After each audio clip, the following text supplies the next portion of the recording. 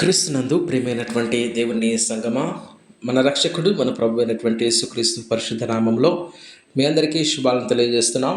యెషయా గ్రంథము 53వ అధ్యాయము 8వ వచనము చదువుకుందాం. అన్యాయపు తీర్పు నిందిన వాడే అతడు కొనిపోబడెను, అతడు నా జనుల అతిక్రమమును బట్టి మొత్తబడెను గదా. సజీవుల భూమిలో నుండి అతడు కొట్టివేయబడెను, అయినను అతని తరము వారిలో ఈ సంగతి ఆలోచించిన వారు ఎవరు? ప్రార్థన చేసుకుందాం. మమ్మల్ని మికిలిగా ప్రేమించిన మా ప్రియ పరలోకపు తండ్రి, నీ పరిశుద్ధ పాదములకు వందనాలు, మీకు స్తోత్రములు. మరి యొక్క శిలువ శ్రమల ధ్యానములలో వాక్యమును ధ్యానించుటకు నేర్పించుటకు మాకు ఇచ్చినటువంటి యొక్క సమయాన్ని బట్టి స్తోత్రములు. వినుచున్నటువంటి బిడ్డలందరినీ, మమ్మల్ని అందరినీ మీరు జ్ఞాపకం చేసుకొని ఈ వాక్యము ద్వారా మాకు బోధించి నేర్పించమని యేసు నామములో అడిగి వేడుకుంటున్నాము తండ్రి, ఆమేన్. క్రీస్తునందు ప్రియమైనటువంటి దేవుని సంగమా, యేసుక్రీస్తు ప్రభువారు అన్యాయపు తీర్పు నిందిన వాడే కొనిపోబడినట్లుగా యెషయా 750 సంవత్సరములకు ముందే, క్రీస్తు పుట్టక ముందే ఆయన యొక్క మరణమును గురించి, అన్యాయపు తీర్పును గురించినటువంటి విషయాలు ఆయన ప్రవచనపూర్వకముగా వ్రాసి ఉన్నాడు. మత్తయి సువార్త, మార్కు సువార్త, లూకా సువార్త, యోహాను సువార్తలలో ఆయన అన్యాయపు తీర్పు పొందినటువంటి ఆ యొక్క సంఘటనలను మనము చూస్తాము. గెత్సెమనే తోటలో ఆయన ప్రార్థన చాలించిన తర్వాత, ఇదిగో మనుష్య కుమారుడు అప్పగింపబడు సమయము వచ్చే ఉన్నది, మీరు లేచి అలసట తీర్చుకొనుడి అని చెప్పినట్లుగా చూస్తూ ఉన్నాం తన శిష్యులతోటి. అయితే ఆయన 6 అన్యాయపు తీర్పులు నందినటువంటి వారిగా ఉంటూ ఉన్నాడు. ప్రధాన యాజకుని ఇంటిలోనికి, గెత్సెమనే తోటలో నుండి ప్రధాన యాజకుని ఇంటిలోనికి, ప్రధాన యాజకుని యొద్ద నుండి అధికార మందిరములోనికి, సన్హెడ్రిన్ సభ వద్దకు, పిలాతు నొద్దకు, హేరోదు నొద్దకు, హేరోదు నుండి మరలా పిలాతు నొద్దకు, చివరిగా ఆయనకు శిక్షను అమలు చేస్తున్నటువంటి సంగతులను మనకి ఈ యొక్క గ్రంథాలలో, సువార్తలలో వ్రాయబడి ఉన్నది. అయితే ఏ యొక్క చట్టసభలో, న్యాయసభలో ఆయన మీద ఎవరు ఎన్ని దోషములు మోపినప్పటికీ, ఎన్ని నేరములు మోపినప్పటికీ అవన్నీ కూడా ఒక్కటి కూడా రుజువు పరచలేకపోయారు. రుజువు పరచలేనటువంటి ఆ యొక్క అన్యాయపు తీర్పును బట్టి ఆయన సజీవుల భూమిలో నుండి కొట్టివేయబడినట్లుగా మనకి లేఖనాలు వ్రాయబడి ఉన్నాయి. ప్రధాన యాజకుడు, అక్కడ ఉన్నటువంటి పెద్దలు, మత పెద్దలు, యూదా మత పెద్దలు, వారందరూ కూడా ఏం చేస్తారంటే యేసుక్రీస్తు ప్రభువుని ఆయన దేవుని కుమారుడిగా చెప్పుకున్నందుకు, అక్కడ చూసినట్లయితే మత్తయి సువార్త 26వ అధ్యాయము 57వ వచనములో కనుక మనం పరిశీలన కనుక చేస్తే, యేసును పట్టుకుని వారు ప్రధాన యాజకుడైన కయపా యొద్దకు ఆయనను తీసుకుని పోగా అక్కడ శాస్త్రుడు పెద్దలు కూడి ఉండరి. కాబట్టి ఇంకా కొంచెం కనుక ముందుకి చూసినట్టయితే 59వ వచనంలో, ప్రధాన యాజకులు మహాసభ వారందరూ యేసును చంపవలనని ఆయనకు విరోధముగా అబద్ధ సాక్ష్యము వెదుకుచుండిరి. కానీ అబద్ధ సాక్ష్యమును కొరకు ప్రయత్నం చేస్తూ ఉన్నారు. తర్వాత చూడండి 60వ వచనంలో, అబద్ధ సాక్షులు అనేకులు వచ్చినను సాక్ష్యం ఏమీ దొరకలేదు. తుదకు 2 మనుషులు వచ్చి, వీడు దేవాలయమును పడగొట్టి 3 దినములలో దాన్ని కట్టగలనని చెప్పినండ్రి. అందుకు ప్రధాన యాజకుడు, నీ ఉత్తరం ఏమీ చెప్పవా? వీరు నీ మీద పలుకుచున్నటువంటి సాక్ష్యం ఏమని అడుగు. యేసు ఊరకుడు. అందుకు ప్రధాన యాజకుడు ఆయనను చూచి, నీవు దేవుని కుమారుడైన క్రీస్తు అయితే ఆ మాట మాతో చెప్పుమని జీవం గల దేవుని తోడని ఆనబెట్టుచున్నాను అన్నాడు. అందుకు యేసు, నీవన్నట్టే. అప్పుడు ప్రధాన యాజకుడు వస్త్రమును చింపుకొని దేవదూషణ చేశాడు.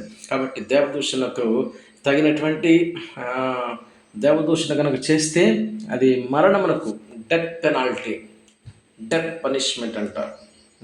దేవదూషణ కనుక చేసినట్లయితే ఎవరైనా డెత్ పనిష్మెంట్ చేస్తారు. అయినా 2-3 సాక్షుల నోటి మాట ఉండాల.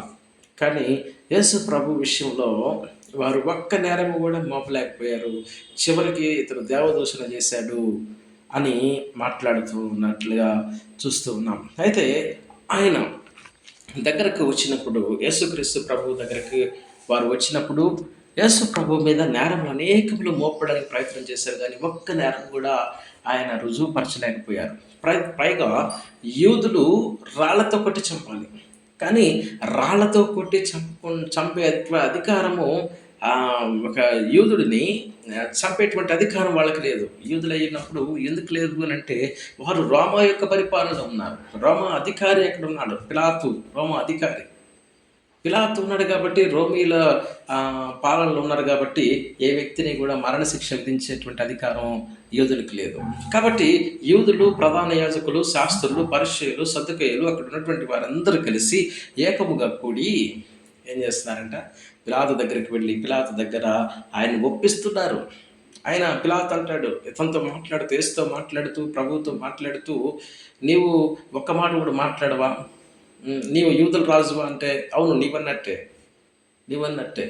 కానీ వారు అనేకమైనటువంటి నేరాలు మోపడానికి ప్రయత్నం చేశారు, కానీ ఒక్కటి కూడా రుజువుపరచలేకపోయారు. పిలాతు అనుకుంటున్నాడు, పిలాతుకి తెలిసిపోయింది. మత్తయి సువార్త 27వ అధ్యాయంలో కనుక మనం చూస్తే, అసూయ చేత ఇతన్ని అప్పగించారని పిలాతుకు తెలిసిపోయింది. కాబట్టి పిలాతు అంటున్నాడు, ఇతడు నీతిమంతుడిగా నాకు కనపడుతున్నాడు, మీరు మోపినటువంటి నేరకులు ఏవి కూడా ఇతని మీద సాక్ష్యాలుగా పనికి రావట్లేదు, ఒక్కటి కూడా మీరు రుజువుపరచలేకపోతున్నారు. కాబట్టి ఈ యొక్క శేషుని నేను విడుదల చేస్తాను అంటే, అక్కడ ఉన్నటువంటి ఏకంగా ఉన్నటువంటి ప్రజలందరినీ కూడా మభ్యపెట్టారు ప్రజలు, ప్రధాన యాజకులు, శాస్త్రులు, అక్కడ ఉన్నటువంటి వారందరూ కూడా. ఎట్లా మభ్యపెట్టారు కనుక చూస్తే,